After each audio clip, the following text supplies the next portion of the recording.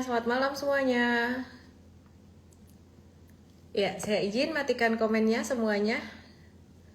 Dan mari kita mulai live malam hari ini. Kabar semua, apa kabar? Apa kabar kalian? Semoga baik-baik saja.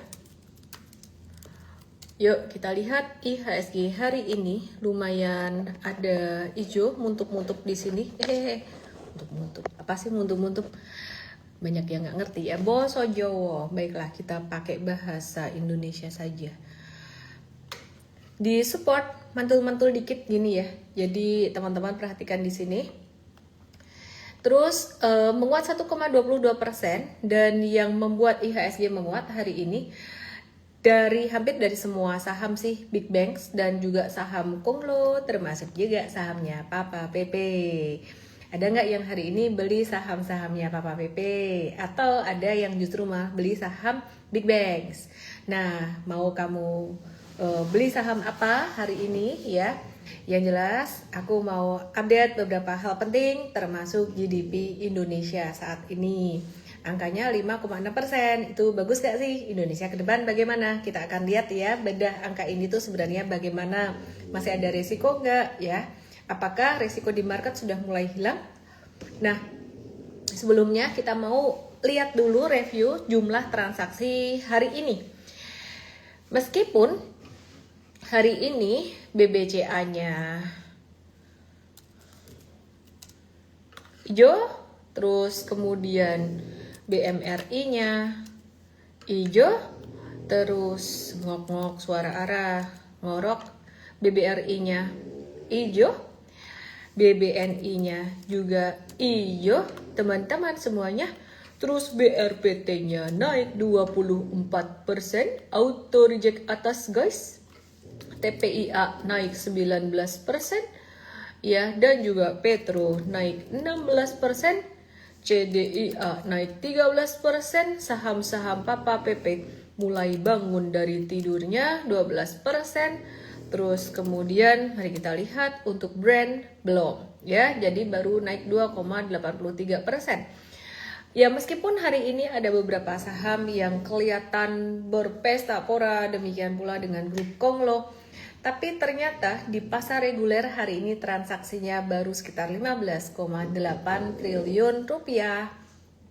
Baru sekitar 15,8 triliun rupiah di pasar reguler dengan transaksi paling besar memang BRPT 1,2 T, BBCA 1 T, BMRI 842 miliar dan juga di pasar negosiasi ada Bum Bum 6,6 T, gede banget Bum Bum di pasar negosiasi, Bumi maksudnya. TLKM 219 miliar dan Bank Mandiri 171 miliar. Meskipun hari ini Big Banks hijau, asing hari ini masih net sell guys, yaitu di angka 317 miliar dan ini udah net sell beberapa hari berturut-turut di pasar reguler. Dan net sell asing ini ada saham BMRI, BBCA, Antam, Inco, dan AADI yang masuk sekitar top 5 net sell gitu ya. Dari BMRI 342M, BBCA 144M gitu. Terus ada kabar bagus, ada kabar kurang bagus. Kabar kurang bagusnya, Amerika Iran meluncurkan serangan baru ya. Jadi meluncurkan serangan baru ini dalam persaingan menguasai Selat Hormuz. Setelah Trump itu dia mengumumkan Operation Project Freedom buat melindungi kapal sipil di selat tersebut gitu. Jadi Amerika mengklaim menghancurkan 6 kapal militer kecil Iran, tapi Iran langsung membalas dengan menyerang pelabuhan minyak di Uni Emirat Arab yang menjadi pangkalan militer Amerika gitu ya.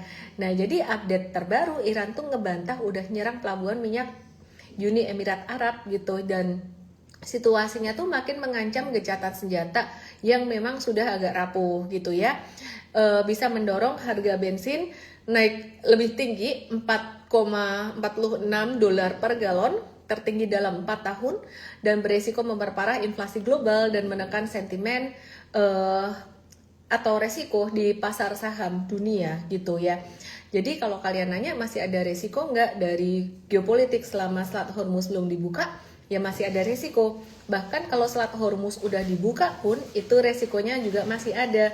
Mungkin sekitaran 2 bulanan baru mulai bisa recover gitu ya, karena itu banyak banget kapal-kapal di situ yang mereka juga masih ngantri lewat, itu salah satunya. Kemudian kebutuhan minyak dunia itu perjalanan kapal-kapal ini sampai ke tempatnya itu juga butuh waktu.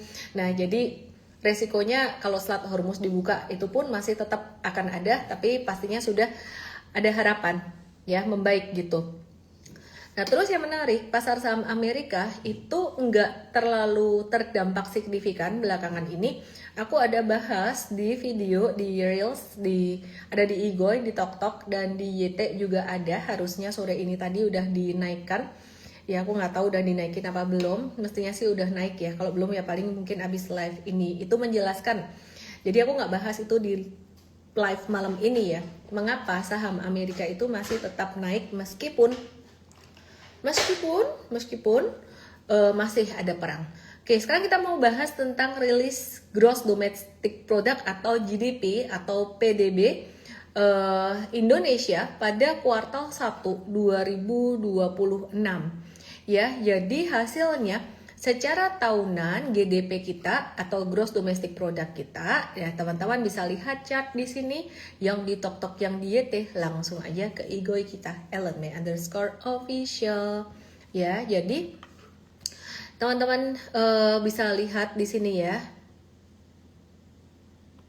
Ini GDP kita dan angkanya naik dari 5,39% jadi 5,61%, dan Pak Purbaya so happy mengumumkannya, katanya jumpa pers, happy nih, mau traktir nih ya, traktir makanan apa, hotpot katanya, celup-celup enak gitu. So happy, kayaknya sakit encoknya beliau udah hilang.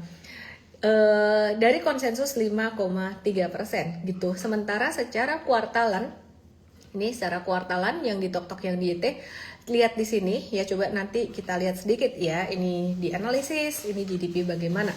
Secara kuartalan ini turun dari 0,86% jadi minus 0,77%. Ya, jadi perkiraannya sebenarnya minus 0,97%.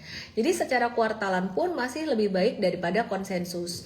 Pertanyaannya tuh sebenarnya bukan cuman hari ini saja. Mungkin kalian berpikir, wah ini dampaknya bagus nih, saham Big Banks hari ini naik.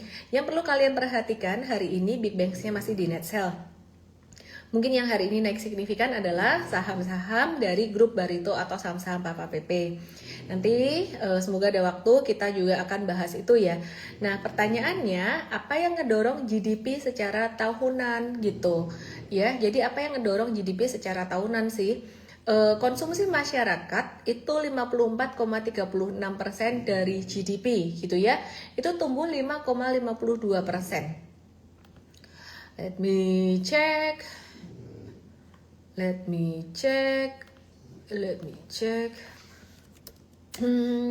GDP.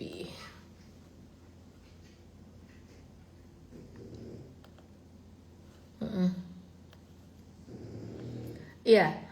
54,36% itu konsumsi rumah tangga ya, jadi naik 96 triliun, 54,36% dari PDB yang berlaku gitu. Nah, kemudian untuk investasi atau PMTB ya, PMTB itu naik, tumbuh 5,96% secara tahunan atau naik 58,4 triliun, didorong dari investasi swasta dan proyek prioritas nasional. Jadi konsumsi rumah tangga itu naik tinggi. Kenapa? Tadi bisa naiknya 54,36% di kuartal 1. Penyebabnya adalah didorong libur nasional, Ramadan, ada Lebaran.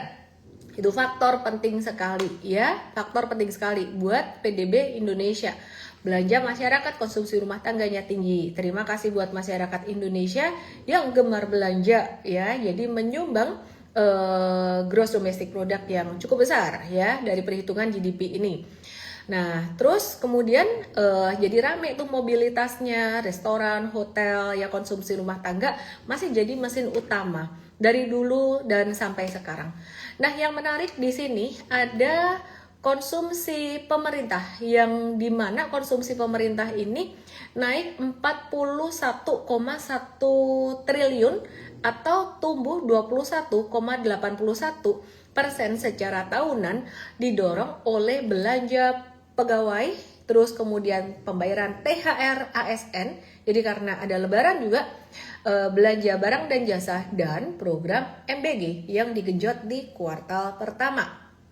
Jadi yang paling mendorong peningkatan dari GDP saat ini ada konsumsi rumah tangga karena lebaran, dan juga karena konsumsi pemerintah karena program besar MBG dan juga pembayaran THR, ASN, belanja barang dan jasa gitu ya. Jadi kesimpulannya sebenarnya pertumbuhannya dari konsumsi rumah tangga itu 52% pertumbuhan, dari belanja pemerintah 22%. Nah, terus masih ada lagi nih dari investasi naik 32%.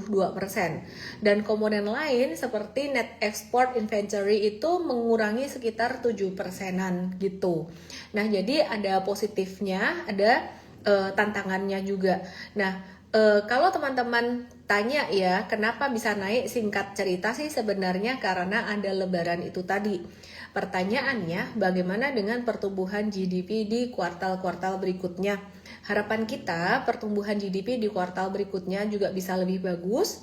Narasi pemerintah untuk pro-growth itu semoga juga bisa lebih baik. Harapan kita seperti itu. Meskipun pada kuartal berikutnya tantangan masih akan sangat besar. Kenapa? Di kuartal berikutnya tantangan dari defisit APBN ya, dari defisit itu akan semakin terasa, tantangannya akan semakin besar di kuartal-kuartal berikutnya. Bagaimana caranya meningkatkan PDB di kuartal berikutnya?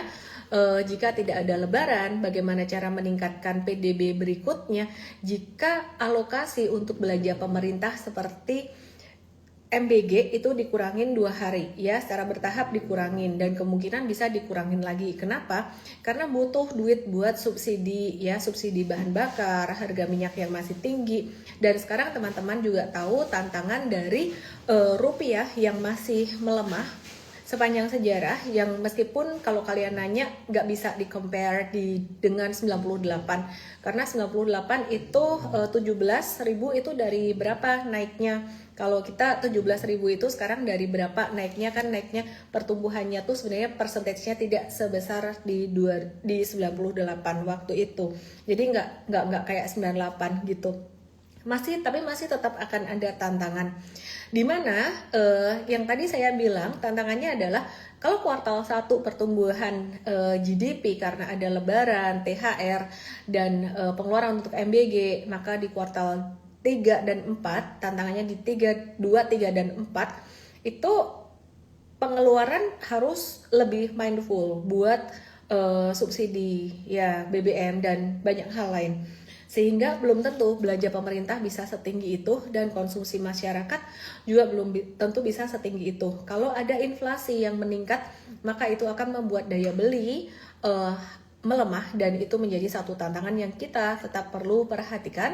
Meskipun kita mensupport langkah pemerintah untuk pro-growth, semoga pertumbuhannya menjadi lebih baik dan mimpi pemerintah bisa terlaksana dengan baik. Satu data yang kita perlu perhatikan juga di tengah kabar positif, kabar baik pertumbuhan GDP, yang kita perlu perhatikan yaitu PMI Indonesia. Indonesia PMI Manufacturing di tengah pertumbuhan GDP yang menggembirakan. Ini Indonesian PMI Manufacturing di April 2026 justru turun di bawah angka 50, di mana 50 ini adalah borderline. Di bawah 50 artinya kontraksi, di atas 50 artinya ekspansi, di mana di bulan Februari itu angkanya lumayan tinggi, dia cenderung ekspansif di Februari itu di atas 50 angkanya, bahkan ini 53, sekian, nggak terlalu kelihatan di sini, nggak kelihatan 53, sekian ya. Kemudian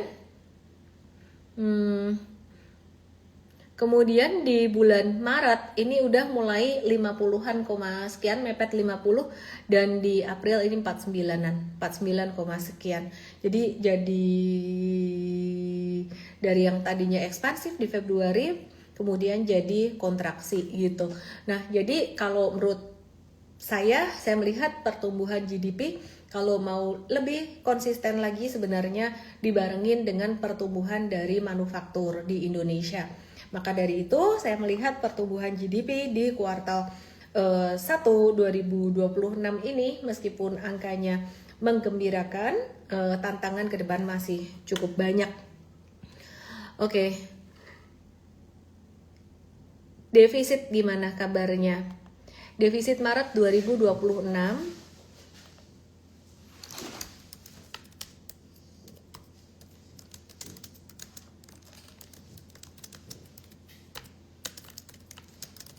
bentar ya. Defisit 2026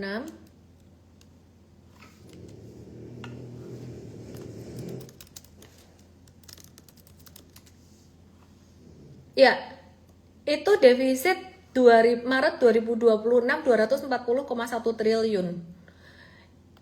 GDP kuartal 1 2026 itu atas dasar harga berlaku itu 6.187,2 triliun. Itu kalau disetahunkan defisit per GDP angkanya di atas 3%. Angkanya di atas 3% gitu. Cuman kita masih berharap dan kita percaya sama pemerintah pasti bisa lah menahan di bawah 3% ya. Doa kita menyertai Pak Purbaya. Semangat ya. Sementara itu kalau defisit per PDB di sampai Februari atau Maret bukan angka full year, di year to date aja. Jadi Januari sampai Februari aja 2026 itu bukan disetahunkan, itu 0,9% PDB gitu. Jadi kalau pakai angka Maret, defisit Maret kemudian dibandingkan dengan gross domestic product dan disetahunkan, angkanya lebih dari 3% guys gitu, hampir 4. Tapi saya percaya pemerintah kerja keras dan pasti bisa lah bikin defisit per GDP ini nggak tembus dari 3%. Semangat. Oke, terus tantangan dari melemahnya nilai tukar rupiah apalagi ya? Tantangan dari melemahnya nilai tukar rupiah sebenarnya ada satu lagi guys. Selain kemarin saya cerita tentang outflow asing yang jualan, outflow asing yang keluar dari bonds dan juga pasar saham Indonesia, ini lagi mau musim dividen. Jadi perusahaan-perusahaan besar itu mereka mau bayar dividen gitu ya. Jadi kebutuhan tentang dolar, kebutuhan USD-nya itu tinggi. Sehingga apa? Sehingga rupiah ya trennya masih akan melemah gitu sih. Terus pertanyaannya, gimana nih kabar baiknya apa? Kan tadi udah aku kasih kabar baiknya tuh GDP Indonesia bagus gitu. Kabar baiknya lagi saya percaya pemerintah akan menahan defisit APBN dibandingkan dengan GDP itu di bawah angka 3%. Gimana caranya? Nggak tahu caranya, saya percaya aja, pokoknya pasti ketemu caranya gitu. Tapi ya pertanyaannya, apakah lembaga pemeringkat asing akan mempertahankan rating Indonesia tidak turun level? Semoga. Cuman dengan angka GDP yang bagus ini, dengan angka yang bagus dari pemerintah, saya nggak tahu, belum tentu juga nggak diturunin. Jadi maksud saya tuh kita boleh bersenang, tapi kita tetap waspada, dimana resiko dari MSCI downweight, kalau ini bicara tentang governance ya, tata kelola di pasar modal Indonesia itu masih jadi satu tantangan. Kalau downweight asing keluar dan rupiah melemah lagi, semoga tidak. Kemudian yang kedua, potensi downgrade rating atau peringkat utang Indonesia di downgrade dari S&P atau dari lembaga pemeringkat lain, masih ada kemungkinan nggak? Masih ada kemungkinan. Loh, padahal data GDP-nya bagus gitu. Padahal data yang lain bagus, dan kita sama-sama percaya pemerintah bisa menjaga bahwa defisit APBN dibandingkan GDP di akhir tahun nanti itu akan kurang dari 3%, tidak akan lebih dari 3% gitu ya, kemungkinan besar seperti itu. Tapi urusan downgrade rating atau enggak itu dari S&P, mereka akan melakukan semacam pembelajaran yang lumayan detail dan lumayan galak. Ya, jadi mereka lumayan galak, lumayan detail. Kenapa ya? Karena kondisi globalnya lagi banyak faktor yang membuat ekonomi itu sebenarnya jadi lebih mengetat. Jadi mereka penilaiannya juga saya perhatikan mereka akan melakukan penilaian-penilaian berdasarkan cara mereka sendirilah, gitu loh. Nangkep ya? Ada positifnya, ada negatifnya. Oke, terus saham nikel kompak hari ini turun. Kenapa? Karena pemerintah berencana buat mengenakan bea keluar dan windfall tax untuk komoditas nikel. Dan kalau aku teringat tentang pembatasan ekspor coal, ini juga menjadi satu tantangan ya, pembatasan ekspor coal. Kalau ekspor coal atau ekspor komoditas besar keluar, pastinya itu akan jadi sumber devisa juga kan ya. Jadi istilah kata ya, jadi sumber devisa gitu loh. Karena dibatasin, dan itu juga bisa berpengaruh pada kurangnya stok USD gitu. Cuman saya percaya juga pemerintah dan BI pasti bekerja keras dengan sebaik mungkin gitu. Ya kita ngatur cashnya kita aja gitu ya. Nah, jadi itu tadi ada sentimen negatif untuk nikel, di mana pemerintah berencana untuk mengenakan bea keluar dan windfall tax untuk komoditas nikel, fokusnya untuk produk nikel pig iron atau NPI atau nikel yang berkadar rendah gitu. Ya, tapi Pak Menteri Purbaya masih menyebut kebijakan ini tuh masih lagi dibahas-bahas deh bersama Kementerian ESDM. Jadi tarifnya belum ditetapkan gitu. Ya, terus ada kabar bagus buat BBTN. Ya, pastinya buat BBTN ya, yang terkait dengan KPR. Itulah mengapa BBTN paling bertahan dibanding emiten perbankan lain, di mana Pak Prabowo itu menargetkan pembangunan 1 juta rumah subsidi di 2026 itu meningkat signifikan dari kuota sebelumnya sebanyak 350.000 unit gitu. Dan kalau kalian nanya emiten apa yang bagus di sini, ya yang terdampak positif itu BBTN gitu ya. Mungkin SMGR ya, INTP kepengaruh positif nggak, jasa kontraktor pengaruh positif nggak, bisa terpengaruh positif, tapi tidak langsung semuanya tercermin pada harga saham. Nggak langsung semuanya akan tercermin pada harga saham gitu ya, karena kondisi makro lagi dalam pengawasan juga. Investor-investor yang biasanya di pasar saham yang bikin harga saham naik itu mereka lagi jaga-jaga, mereka lagi berhati-hati gitu ya. Terus BMRI ada ngerilis jadwal dividen tahun buku 2025, dividen yieldnya 10,8%, kira-kira 10%-an dari harga saat ini. Jadi buat kamu yang punya BMRI dan mungkin nyangkut di situ, ya return kamu anggaplah itu di deposito atau obligasi masih lebih besar dari itu, tapi kan rugi secara harga saham. Ya tunggu aja, nanti kalau kondisi makro membaik, BMRI-mu harganya juga akan membaik juga. Ini tanggal berapa sih?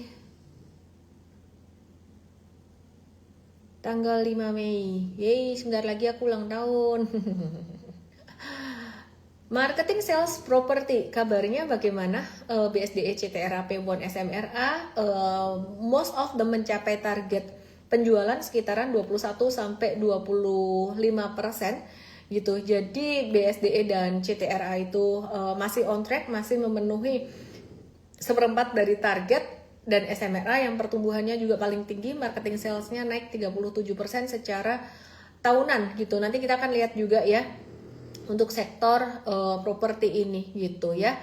Terus kita lihat dulu saham-saham yang tadi kita udah bahas. Dari ada disebut saham BBTN, terus kemudian ada saham-saham nikel, terus kemudian ada BMRI yang mau bagi dividen, terus saham-saham properti kita mau bahas itu. Dan kalau kamu penasaran sahamnya Papa PP, aku juga akan bahas. Nih udah ada bulan purnama, nanya udah bisa average down di banking atau belum gitu. Ya mau beli mah beli aja, pokoknya buat jangka panjang dan kamu nggak kehabisan amunisi gitu aja. Karena masih banyak ketidakpastian kondisi makro, dan tadi yang aku bilang meskipun GDP-nya angkanya bagus, tapi penilaian dari lembaga pemeringkat rating saya tidak tahu faktor-faktor apa yang menjadi penilaian dari mereka selain dari data yang disajikan atau diberikan oleh pemerintah saat ini. Ya, mereka menilai dari apa lagi? Masih ada risiko itu down weighting dari MSCI, dan ada risiko review rating peringkat utang dari lembaga pemeringkat global. Kalau sampai itu terjadi di downgrade rating utang Indonesia, asing banyak keluar dan saham bankingmu yang akan terdampak duluan. Jadi please be mindful with your money. BCA dan kawan-kawan ini fundamentally very good. Kamu mau beli silahkan.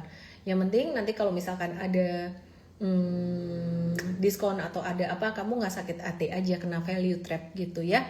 Tapi memang valuasi sudah sangat murah. Oke, aku tadi mau ngebahas saham BBTN dulu kan ya. Mari kita bahas saham BBTN. Yang menarik banget BBTN ini, dia itu meskipun turun tapi turunnya ketahan di support kuatnya selama beberapa hari ini, dan ada sentimen positif dari pemerintah kayak gini, dan ini bisa berpotensi untuk membuat harga saham BBTN ini bisa lanjut menguat gitu ya. Jadi disclaimer teman-teman semuanya, saat ini kita masih melihat BBTN ini koreksi normal. Nah jadi Pak Presiden ada memberikan satu, sebentar ya, ngoroknya Ara lumayan nih bikin aku agak-agak sedikit distracted. Pembangunan 1 juta rumah ya di 2026 gitu. Oke, terus kemudian aku mau bahas BMRI. BMRI seperti yang aku bilang tadi, valuasi juga udah diskon. Hari ini naik mantul, kemungkinan akan bisa naik dikit lagi sampai pembagian dividen atau CAMDET. Tapi ya tetap teman-teman semuanya waspada dengan risiko makro ke depan. Kalau risiko makro tidak terjadi, tidak ada downgrade, tidak ada downweight, ya itu satu hal yang bagus. Kalau menurut aku sih, kita masih menghormati uang besar. Uang besar tuh siapa?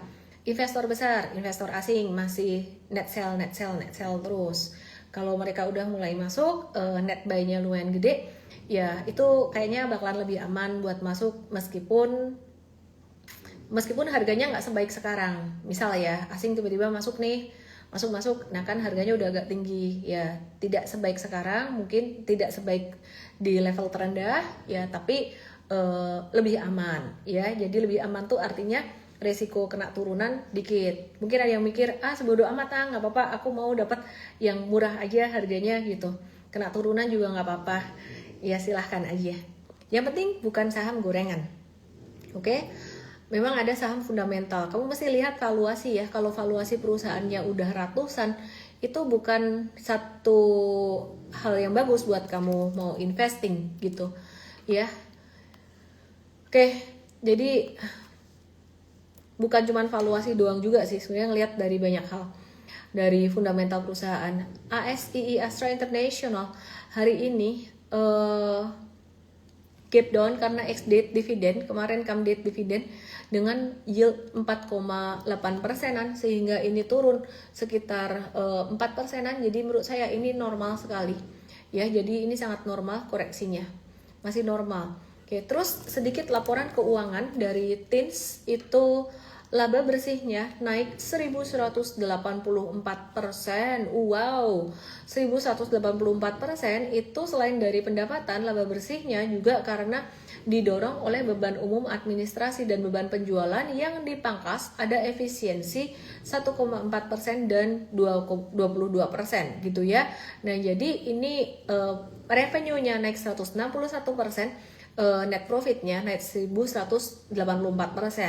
TINS ini menurut saya perusahaan yang fundamentalnya bagus, tapi harga sahamnya saat ini lagi kurang oke. Jadi ada banyak faktor yang aku bilang tadi kenapa harga sahamnya tidak mencerminkan fundamental di dalam jangka pendek, Karena faktornya banyak, ada faktor makro, ada ya jadi mungkin investor gede lagi pada wait and see. Kan kamu lihat aja dari value transaksi hari ini juga cuma belasan T aja gitu kan, belum asing, belum masif masuk gitu loh. Nah jadi TINS ini kalau menurut aku sih ini layak banget dipantau gitu, apalagi kalau kondisi makro itu sudah membaik. Saya percaya investor-investor gede mereka bakalan pilih masuk ke emiten-emiten yang kinerjanya bagus gitu, salah satunya TINS. Oke, terus kemudian mari kita lihat Medco yang juga secara laba bersih itu tumbuh signifikan. Dia naik 3 digit 274% meskipun revenue-nya cuma naik 19% saja. Jadi yang di tok-tok yang detail langsung ke IG aku @ellen_official. Ya, jadi laba bersihnya itu dia melejit naik karena ditopang dari entitas asosiasi dan juga Ventura bersamanya itu naik 223% secara tahunan. Secara chart masih perlu wait and see atau tunggu dulu gitu. Meskipun sebenarnya harga minyak dunia itu udah breakout dari tanggal 29 April kemarin ya. Udah breakout dari tanggal 29 April dan sekarang ini arahnya menuju naik ya, konsolidasi potensi menuju naik gitu. Oke, terus kemudian BRMS ini dia mungkin beberapa aja yang aku mau bahas ya, nggak semuanya aku bahas. Laporan keuangannya ngantuk banget ya ampun. BRMS itu revenue-nya naik 10% dan net profit-nya naik 21% secara tahunan, Meskipun volume penjualannya turun 33% secara tahunan, tapi kenaikan laba bersihnya didorong oleh kenaikan average selling price emas sebanyak 61% secara tahunan. Jadi kinerjanya ya menurut aku sih lumayan ya. Cuman sekarang harganya lagi masih terdiskon karena ya di market memang lagi sepi aja gitu. Nah terus kemudian let me check ada yang menarik lagi nggak ya.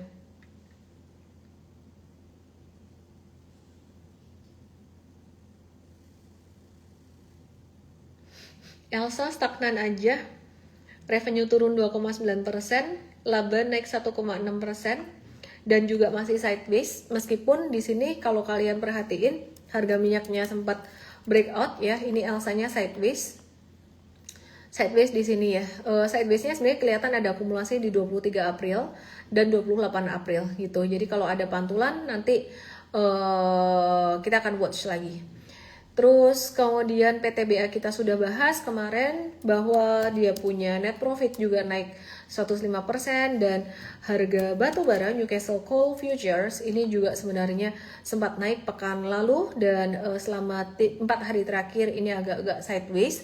Jadi sebenarnya ini satu sentimen positif buat batu bara. Kita lihat Bumi yuk. Bumi ini revenue-nya naik 19,8% dan labanya naik 35,1%. Secara chart dia masih wait and see aja dulu, masih sideways wait and see. Terus kemudian oke langsung aja yang penasaran sama saham PP yang hari ini meroket. Satu BRPT naik 24,66%. Tadi di M-Trade itu sebenarnya di internal kita lagi mikir kita mau recombine nggak ya, karena kita ngelihat ini patternnya tuh cakep sebenarnya secara chart ya. Ini naik volumenya tinggi, kemudian ini turun nggak ada volume, dan ini pantulannya itu sebenarnya pantulan yang menarik gitu. Jadi pantulannya ada volume tadi dan pas di kita punya Fibonacci sekitar Fibonacci 50%-an, ini kena support juga gitu. Ya meskipun ada beberapa di antara kalian mungkin kalian berpikir saham kayak gini emang bisa di technicalin gitu kan ya, emang bisa dipakein metode super trader. Ya bisa-bisa aja metode super trader kan kayak peta, kayak kompas gitu. Jadi kompas ngomong apa, ngomong cow ya kita cow, masuk yang mau masuk. Tapi tadi kita mengurungkan niat kita untuk kita mereview by BRPT ini. Meskipun kalau ada teman-teman yang masuk di sini, M-Traders atau alumni Super Traders yang mereka sudah menguasai, terutama alumni Super Traders yang sudah menguasai manajemen risiko di atas level pemula ya, alumni Super Trader, workshop Super Trader, itu kalian saya percaya pasti ada yang trade ini. Mereka lebih saya kasih kebebasan gitu. Cuman akhirnya tadi di M-Trade kita nggak call BRPT dan kawan-kawan dari grup Barito ini karena kita lagi mempertimbangkan berhati-hati. Ini udah bulan Mei, bentar lagi dekat Juni. Pintar ya, habis Mei Juni. Pinter kan saya, habis Mei Juni. Apa sih maksudnya habis Mei Juni? Dekat bulan Juni itu dekat dengan periode di mana MSCI akan mulai memberikan keputusannya, mungkin reviewnya terhadap perbaikan tata kelola atau governance yang dilakukan oleh OJK dan IDX selama ini. Kan katanya baru mau dilihat tuh konsisten kagak gitu kan ya. Ya kita ngantisipasi itu. Kalau sampai ada tiba-tiba tuh MSCI ngasih pengumuman nggak sampai bulan Juni, sesuka-suka dia ya ngasih statement apalah gitu. Udah cukup pembelajarannya. Ya kalau bagus beritanya. Kalau tiba-tiba beritanya nggak bagus, itu bisa langsung balik badan saham-saham seperti ini. Jadi kita lebih mengantisipasi resikonya, bukan bilang saham-saham grup Barito nggak bisa naik. Karena kita melihat sebenarnya dengan pattern chart seperti ini, kayak BRPT, Petro, CDIA, Cuan itu masih akan arahnya naik mungkin dalam 1-2 hari ke depan, beberapa hari ke depan bahkan. Tapi kami memutuskan, M-Trade memutuskan untuk nggak call atau nggak nge-review buy karena alasan kita menimbang resiko, banyak resiko di depan mata yang sebenarnya kita lihat gitu aja sih. Cuman ya itu tadi, itu aja. Jadi buat kalian yang secara mandiri, M-Traders yang sudah mengerti sistem dan money management yang mau masuk secara mandiri ya, hopefully kalian juga harus disiplin dengan stop loss dan porsi manajemen risiko, position sizing. Demikian pula dengan alumni dari Super Traders yang mau belajar bareng saya di workshop Super Traders. Yuk boleh yuk ke DM saya WST. Nanti belajar ketemu saya in person di September di 2026 ini. Ya, jadi ketemu belajar langsung. Bedanya apa dengan M-Trade? Bedanya M-Trade belajar online dan dikit-dikit tiap hari. Kalau di workshop ya kamu ketemu aku dan belajarnya ya langsung 2 hari gitu sih. Terus ya intinya sih kira-kira kayak gini, bisa breakout pattern yang very beautiful, inverse head and shoulders. Nyesel nggak kalau misalkan M-Trade nggak ambil ini? Kayaknya kita nggak bakalan nyesel meskipun kita tahu dia bisa naik guys. Jadi saya bukan bilang nggak bisa naik ya gitu. Dan kalau misalkan nanti naik terus kamu bilang nggak beli, kenapa? Karena nggak boleh sama Ellen tak ketak loh. Mau tak ketak apa tak jewer apa tak cubit pipimu gitu. Aku bilang bisa naik. Dan alumni Super Trader ya kita kasih kasih kebebasan kamu mau ngapain gitu ya. Buat yang nggak punya barang ini, menurut aku nggak usah kalian FOMO dan kejar-kejar, apalagi kalau besok auto reject atas lagi. Fokusnya lebih ke kalian yang nyangkut di sini, gunakan kesempatan ini buat kurangin posisi, oke? Jangan topang, Adi, Antam, Emas, Inco, MA, MDKA, Tins, Borongan, Mistins sudah tak bahas tadi. Siap, Yanto, AADI, Antam, Emas, Inco. Kamu lucu banget sih sampai ketawa-ketawa gitu, aku seneng liatnya. Jadi dibahas deh pertanyaannya. Kalau sama orang yang suka ketawa-ketawa, Antam wait and see dulu ya. Wait and see dulu, jangan. Kalau saya sih masih wait and see deh. Kenapa? Ini jatuh volume gede 30 April, dia masih bakalan sideways meskipun ada gambar kayak gini.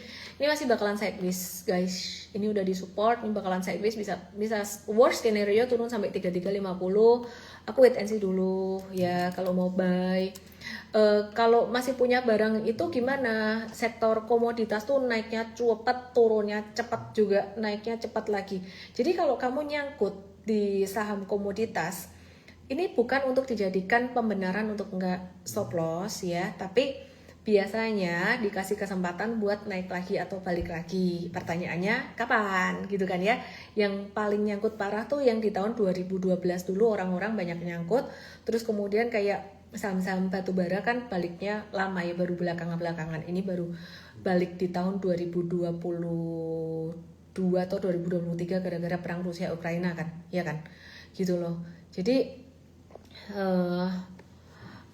nomor satu, money management penting banget. Kalau misalkan kamu nggak rela stop loss dan mau nunggu dia balik, yang penting nominalnya itu nggak bikin kamu sakit hati. ADI candle hari ini menunjukkan dia bakalan bisa turun sampai ke level 10.125. M-Trade lagi wait and see aja dulu, belum masuk. Terus kemudian saham emas ini dia masuk ke indeks GDX, indeks dunia, dan dia beberapa waktu yang lalu sempat breakout tinggi, tapi belakangan patternnya kayak gini. Jadi kita wait and see lagi gitu ya, kita wait and see lagi. Harga emas dunia sudah mulai stagnan. Loh, kenapa toh emasnya kok malah turun? Bukannya kalau perang itu duit pindah ke safe haven? Kagak guys, safe havennya kan bukan cuma emas guys, oil itu juga safe haven. Kenapa? Apalagi pada kondisi seperti ini, jadi duitnya muter guys gitu. Jadi apakah USD-nya turun karena orang-orang pada pindahin duit ke emas? Bukan begitu guys, karena keluar dari Indonesia, dari bonds, dari obligasi, dari saham. Dan kalau mereka keluar kan mereka keluarnya bawa USD toh, bukan bawa rupiah. Jadi itu yang buat rupiah kita agak tertekan saat ini, kira-kira seperti itu. Nah terus kemudian apalagi ya, kamu nanya banyak banget sih. Inco, tadi aku udah bahas. Sebenarnya Inco itu dia dapat sentimen positif loh dari pemerintah ya, kemarin-kemarin dia bahas ya tentang apa, hilirisasi. Tapi hari ini breakdown volume tinggi, jadi kesimpulannya sih trader mestinya caw ya. Breakdown di 6650 mestinya caw, ini ada double top kecil gitu. Bisa turun sampai ke level 5075 di dalam jangka pendek. Jadi bisa turun ke sini guys di dalam jangka pendeknya. Oke, terus kemudian apa lagi ya? MBMA, MDKA. MBMA breakdown guys, caw aja. Breakdown guys. MDKA juga bearish, wait and see dulu aja.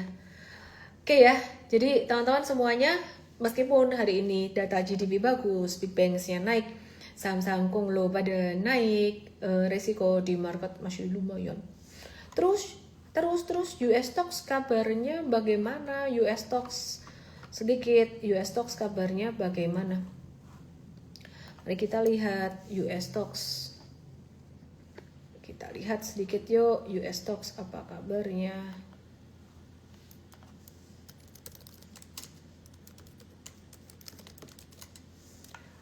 Oke. Kemarin ada saham Micron yang uptrend ya, yang kita bilang lagi watch, tunggu di retracementnya. Hati-hati guys, ini saham satu digit kayak gini, ini risikonya lumayan tinggi. Dan malam hari ini indeks Amerika S&P 500 itu naik 0,6%, kemudian Nasdaq ya, Nasdaq itu naik 0,8%, dan juga Dow Jones itu naik 0,5%, dan kenaikan ini didorong oleh penurunan harga minyak yang membuat dorongan positif buat pasar saham, meskipun saham Amerika tuh lebih banyak teknologinya ya.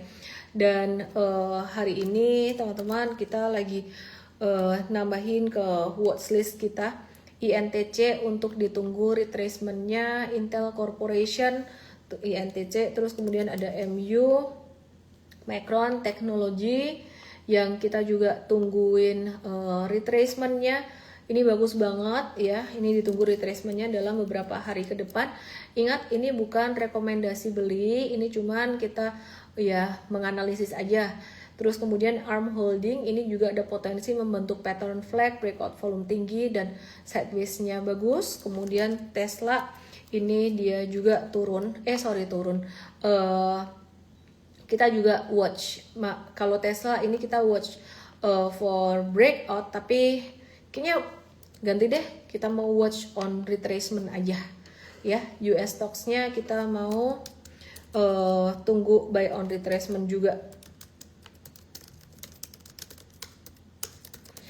Gitu. Kenapa ini kok on breakout? Karena ada potensi dia breakout dari stage 1 ini. Cuman kayaknya kita mau ganti, tunggu retracement di 383. Sedikit tips kalau buat US stocks, kalian kalau masih pemula tradingnya pakai yang angka gede aja, masuknya yang 3 digit, jangan yang 1 digit, itu resiko naik turun fluktuasinya sangat besar sekali. Jadi teman-teman kalau penasaran dengan US Stocks Academy, kita belum buka untuk umum sih, masih untuk M-Traders ID yang baru boleh naik kelas ke US Stocks Academy. Kalau penasaran dengan US Stocks Academy, tulis US, nama, email, dan nomor WA kamu ke DM aku. Kita akan catat, tim aku akan catat, dan nanti kalau kita udah buka pendaftaran untuk umum, kamu akan diinfokan terlebih dahulu. Oke, kira-kira itu aja dari aku. Bahas Antam dong, udah tak bahas semuanya. Aku tidak menyangka ternyata pertanyaan tentang saham komoditas lebih banyak daripada saham PP. PP udah aku jawab, aku wakilin dengan BRPT aja, sementara saham-saham PP lainnya aku assume sama masih dari chart masih bisa naik, tapi dari M-Trade kita masih waspada, wait and see dulu. Kenapa? Karena kita mau hati-hati dengan risiko di MSCI. Udah selesai ngocehnya malam hari ini, tugas aku sudah selesai malam hari ini. Charity aku sudah selesai malam hari ini. Charity guys.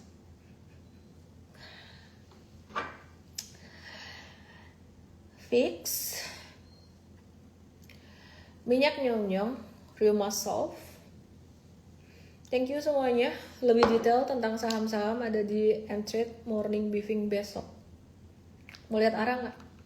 Antam wes tak bahas. Yang di tok-tok yang diet ya mari ke Igoy, aku @elemen_official untuk lihat arah, dan jangan lupa follow Igoynya mtrade.us, mtrade_id untuk saham US, Indo, dan Cryptofolio untuk kripto. Dadah semuanya.